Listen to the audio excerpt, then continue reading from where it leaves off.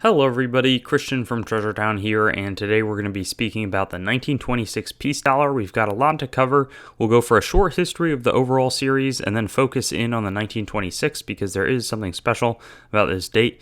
We'll also be discussing some of the VAMs, or basically varieties, that you can look closely for on some of the coins that will make them worth a lot more than the others, though they're only found on a select few, and then we'll cover it up, or wrap it up, with some mint errors that have been found on peace dollars. So I guess the start here, the key dates are down below, but a little bit about the peace dollar. So it's 90% silver, about 3/4 of an ounce of silver, and they were created in 1921 after the Pittman Act was passed. Basically, we needed to send a bunch of silver over to Britain because there had been rumors, especially in India, but all throughout, that they could not redeem the silver guarantee of their currency.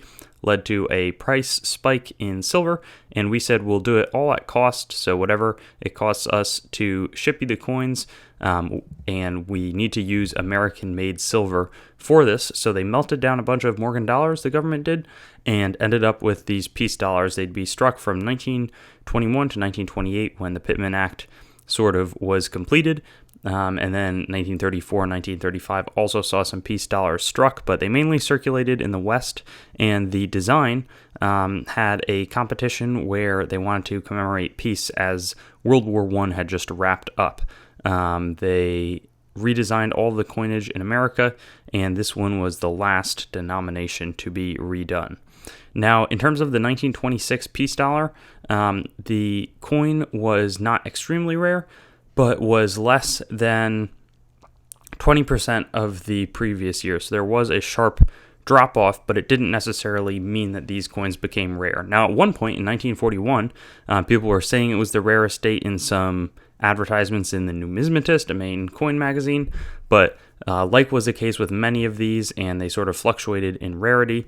There were a bunch of mint bags released, 1,000 each in 1944. That would happen later on, and they became sort of common to, not super special, basically. Though, this led to a lot of people sort of getting wiped out on their investment, as 1934S, which is now a key date, was easier to come by than one of these 26s. Then one of these bags gets released, and tough luck. And I should actually go back to that slide. They're common in circulated grades, and lower mint state isn't a problem. 1926 mint state 65s can be found, but mint state 66 gets really tough. So here's sort of that reflection. Now, the mintage was a little under 2 million, but mint state 63, you can get these for $135. Mint state 64, you can get $225. Then mint state 65 jumps to $450, and then 66 really jumps sharply. So more often you can see less of a jump in 65 to 66, but it sort of shows when there's a little bit less of quality striking and the coins get handled for a fair amount, maybe they're rubbing around in bags, then it's tougher to get these upper range grades. Now, in terms of the VAMs, we've got the broken wing right here. You can see there's a little bit of a die crack running along there, or just a crack in the wing. This is going to be about $125 in AU55 as opposed to $40. Mint State 63 kind of triples the value, and this is an Elite 30. We're covering both Elite 30 and top 50 peace dollar VAMs. There's also going to be a doubled reverse. You can see sort of in the bottom of these leaves where the arrows are, but some definite splits in the bottom throughout the leaves there. Though this one has less of a value multiplier, maybe it goes up by 1.5 times or a little less in higher grades. In terms of some of the mint errors, we couldn't find any from 1926 specifically, but some of the dates you want to look for: rotated dies on the back. This can be found, coin had circulated around. It was a sharp eye that caught this one. This one was $275. If you get a broad struck coin, that can be massively valuable when it's not sort of held in by the retaining collar. This one sold for $7,750.